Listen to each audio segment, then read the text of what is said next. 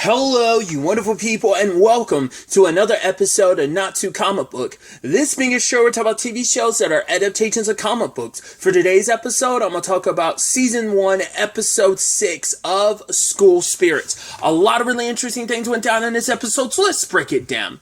Well, first and foremost, it is the homecoming dance, and obviously continuing the setup from last episode of pushing Xavier to ask Claire to dance, and she accepts. And so it ends up being this thing that Xavier early on is kind of like, yeah, it feels weird. It feels like, Claire cornering me in a locker room like that, being like, asking me why. I feel like she's getting a little suspicious, and even to some extent kind of getting worried, like, hey, maybe she's actually going to try and kill me. And even Nicole was asking, like, wait, do you actually think she'll hurt you? And he's like, I don't know. And when they were in the car together and she kind of grabbed his neck, you could tell he was scared as hell, but it's like, oh, it's like yeah, let's passionately kiss. But it was kind of like, whoa, are you about to choke me, kill me type of thing? But it's like, Claire's motivations for accepting it were, well, because once again, she's going through such a tumultuous time herself, just because with everything going on with Anderson's arrest and worried about the truth kind of coming out, and we don't know the full scope of that said truth, so she's worried. So when it's all said and done, it turns out that another aspect of his motivation was along those lines, though, is to use his opportunity to get close to Xavier's dad and ask him questions. And Xavier was listening in, being like, okay, I see how this is. That's why you were so quick to accept. You were just trying to my dad's the sheriff and he's investigating this, so you're trying to find out what he knows, because Anderson kept you in the dark about what he might have told the sheriff, so you're trying to find out how much he knows, because I also, like, my parents, there's a check my parents make it, give me a little something for your re-election. It's like trying to grease the palms. I wonder, was that something her parents actually did? And she was just using that, like, did she use her parents as an excuse to be like, oh, mom and dad, I'm going with Xavier. Do you want to, like, I think it'd probably be good to kind of get the sheriff in our, like, good graces, or her stepdad and her mom, rather. Be like, oh, let's be, help, grease the wheels of his re-election. That way, we can get some potential, like, favors in the future.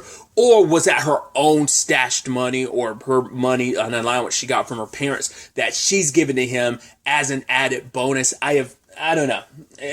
We'll have to wait to see how how that pendulum kind of that particular pendulum swings on whether or not, once again, that was just her own money, or whether her parents legitimately gave her the money to give to him. And since we're already there, let's kind of stay on that topic. You could tell the whole thing made Xavier nervous. Obviously because he knows, like, he's trying to poke and prod Claire for answers, but he knows that she's kind of giving nothing. And he's like, yeah, I know there's something here. But he's also trying not to push too hard. Simon's pushing hard, but that's only because Maddie is pushing him to push Xavier hard. It's also like, that's what Simon wants, but I also wonder, is it taking its toll on, like, the fact is that, Simon and Maddie's circumstances are, like, very, like, unusual, because once again, like, at least for the spirits at the school, because once again, we don't know about, like, outside this school and everything, like how this, if there are any outside spirits who have similar circumstances, who know, because they've all been allocated to the general area of their deaths, whereas, like, everyone else here has too, is like, oh, we're stuck in the school grounds. But so, they don't have other ghosts to talk to about this. But my point is, Simon and Maddie's circumstances are so unique that I'm wondering, is it legitimately... Was there a movie that was like that? I don't remember. I think I even referenced it in the first episode, or I feel like I referenced it. I haven't seen the movie in ages, but I believe it was Susie Q.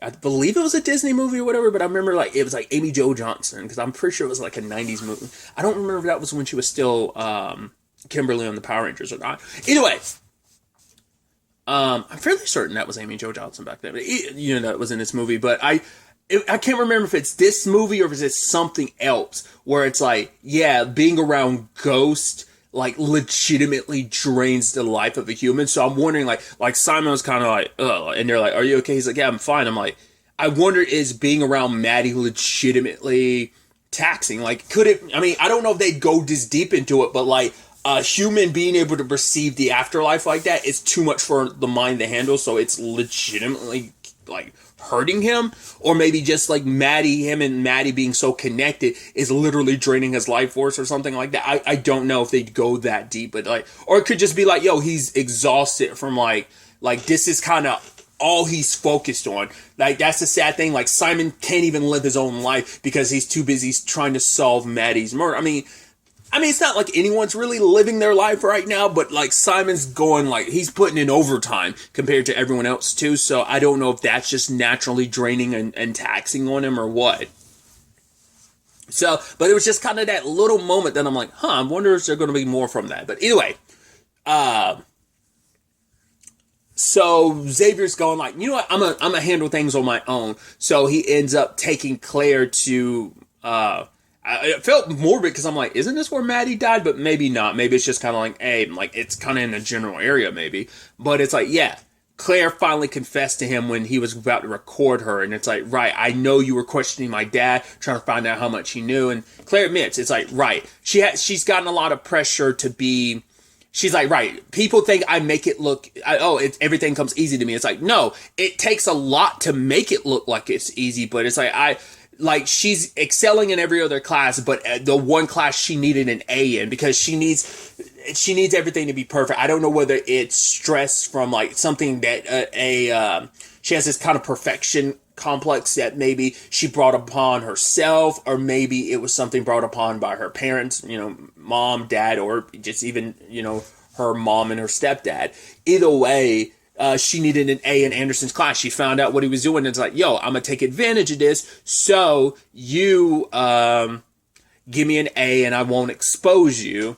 But they were both worried because, yes, they thought Maddie had recorded that video and they thought she knew. So they tried to get her phone, but they couldn't unlock it. So they ended up smashing it. But Anderson also dropped Claire also dropped the fact is that Anderson did pay Maddie off because Anderson himself did say, I should have never given Maddie that money. Maddie's like, wait, what? So we haven't circled back to that until now. Now it seems like, once again, there is a block of Maddie's memory that's still missing, like from her seeing her mom at school, and then like that's around the time Xavier grabbed her phone. She took off. Between then and her death, like it's still a blank spot for her. She hasn't really focused on that too much because there's just been one lead after another, so that's all she's had to focus on. But that time that's missing is going to be invaluable in this case because it seems like, hey, there was important stuff that happened there, like something traumatic or whatever. I mean, the fact is Anderson paid her like some money and hush money.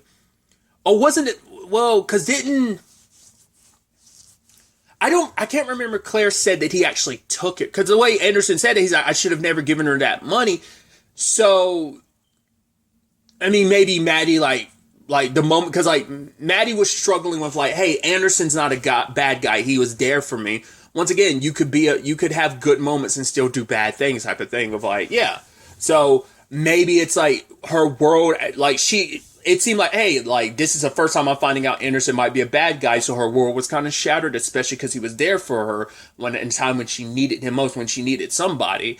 And maybe her world had already been shattered a little bit before when he offered to pay her off type of situation, and she accepted the money. I don't know. Maybe that happened at the time she went to go try and find her mom, because once again, Sandra, her mom, said Maddie never found her. So she was at the school, but Maddie never. So I don't know.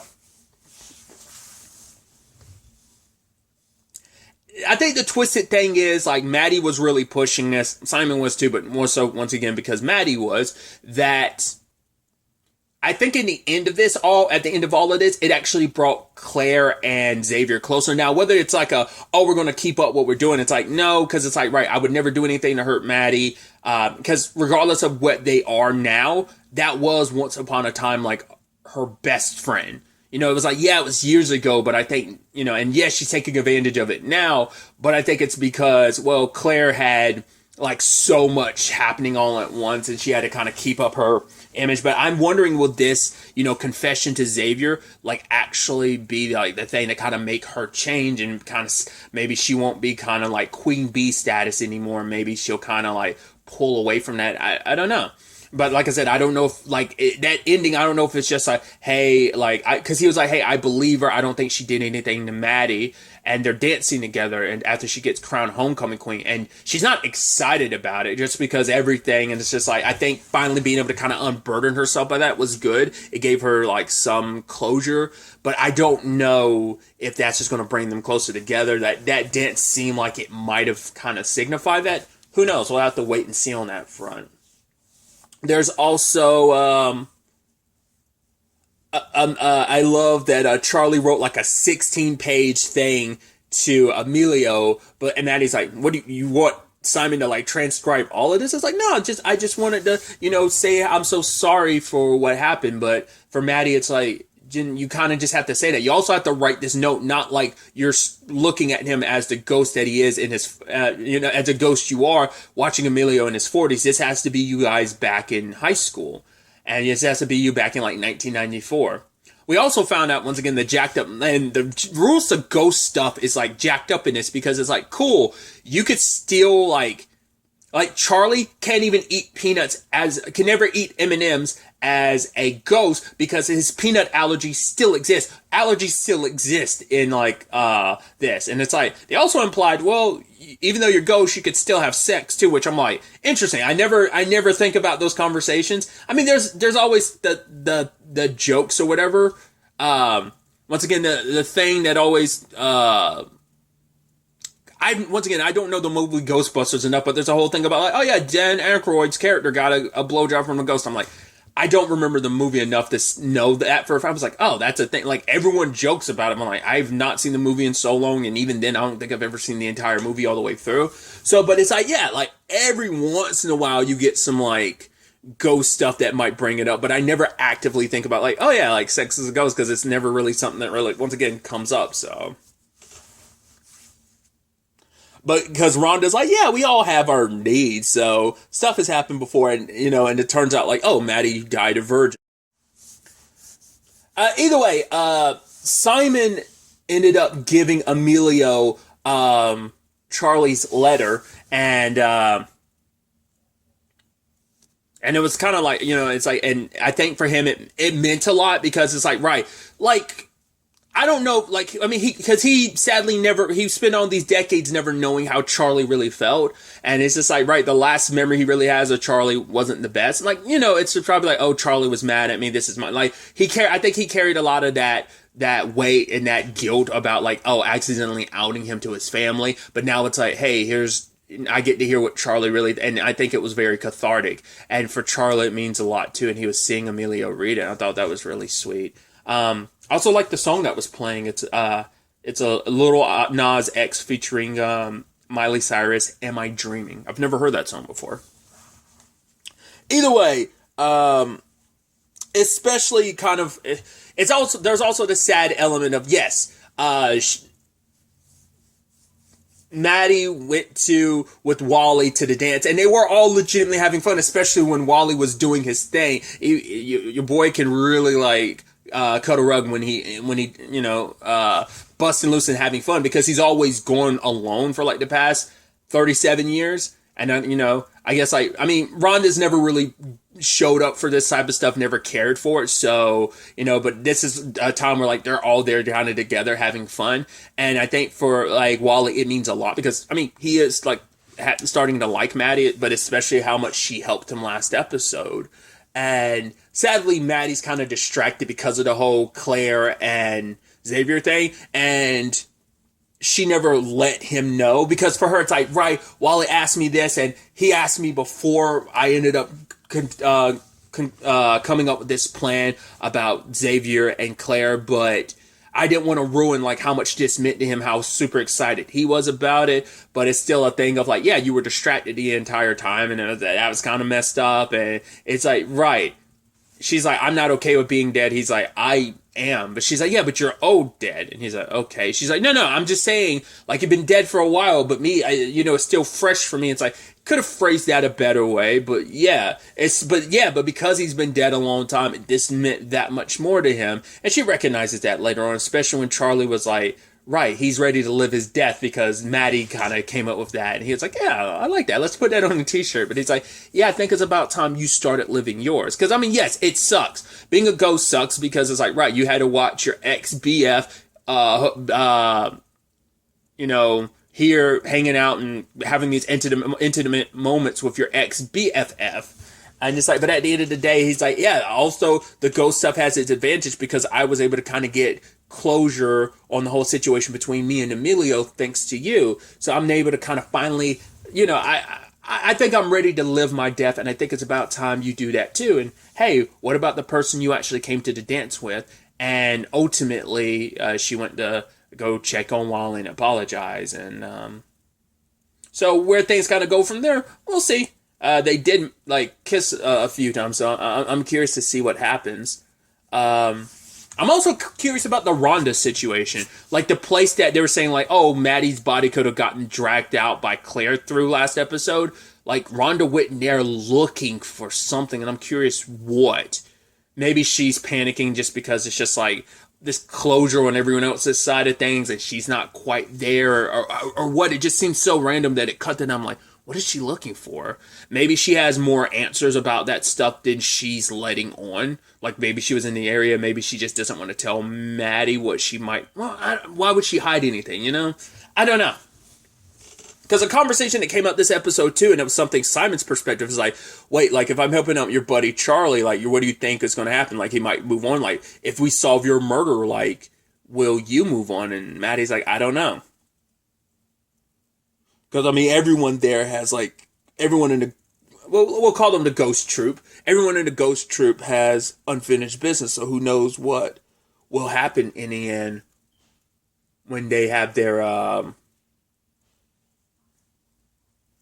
closure of whatever kind, There's the fact is that Sandra heard someone outside of her house. She's still thinking it's Maddie because Simon can't bring himself to be trying to dash her hopes. Even though that Maddie was like, no, my mom needs to face reality, whatever kind of comes about it. Like, I think she'll come out okay on the other side, but I can't let her hold on to false hope for the rest of her life. And Simon couldn't really break that news to Sandra then and there, especially because it's like, no. She's like, I always thought that you two would go together, So go to the problem together. Because once again, it does seem like you guys are besties, so it almost feels like that is prime relationship to slide into something more. But it never did. But even Simon admitted, yeah, I thought about it once, going to the dance with Maddie and stuff. And obviously being struck by the fact it's like, whoa, you look great in that dress. You look awesome, so. But I wonder who was it that was outside of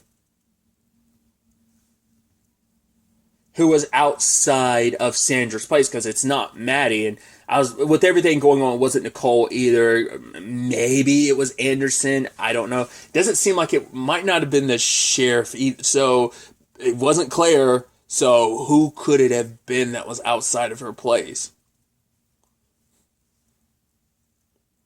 And for what purpose? Was it because they're worried about all this stuff closing in about Maddie and they're worried about maybe Maddie had something on them? You'd assume it's Maddie's actual killer. I don't know. They did find I don't know if it's a crowbar or something, but there was a tool and they think it was Mr. South. They think he's the one that killed Maddie because it's Maddie had money on her and this person killed her trying to take what they thought she had because they needed money. Well, we later on at the end see Nicole burying some stuff. And it's right. The way she was looking around last episode when she was taking Sandra home, was they didn't show us what was in her trunk. But someone's like, is she the person that Xavier saw that found Maddie's backpack at that house and ended up taking it? Because now I'm also wondering, like, was she the one that recorded the video? Was she the one being like, oh my God, I had this video. Like, I think maybe she's the one really pushing maybe she'd be suspicious of Claire and stuff like that because she was trying to throw them off her own trail. I don't think she killed Maddie, but like, I was still being like, oh, like my suspicion had been for a while being like, maybe it's actually Simon, killer investigating the murder and, pretending like they're like, hey, I'm here to solve the crime when actually I'm just here to cover up my part to play in it. That's how, how some mysteries kind of handle that situation. So, I mean, once again, I'd also argue maybe that's why Simon out of anyone can see Maddie, because she's also got that blank in her memory. And, that's a prime situation for a twist like that. But what if we're on the opposite side of things and, instead of that bestie, it's Nicole. There's something she's hiding. I wonder, did she find out about the money and did her and Maddie get into an argument and did she take the money or something? Is she the one framing Mr. South? Like, she knew about the backpack and everything, so that makes sense. Because only people who knew about it were Xavier. Well, I don't know if Nicole knew at that time or not. I don't remember if Xavier ended up telling her. And I think he told her and Simon. So they're the only ones other than Sandra that knew about the backpack, would know to go back there to get it. So I can only assume that's what she's burying. But once again, like, what would be her motive? I don't think she did it, but I think she does have some secret related to Maddie or something. I mean, maybe she needed the money because she figured she wasn't going to be able to get into college. Like, maybe she sent in her... Well, because the whole thing was like, oh, you're going to send in your portfolio. Because didn't she get accepted into the school? Like, wasn't that something they found out that day? But maybe she was lying and maybe she needed that. She found out about the money and she was going to use it to go to college with them. Or I don't know.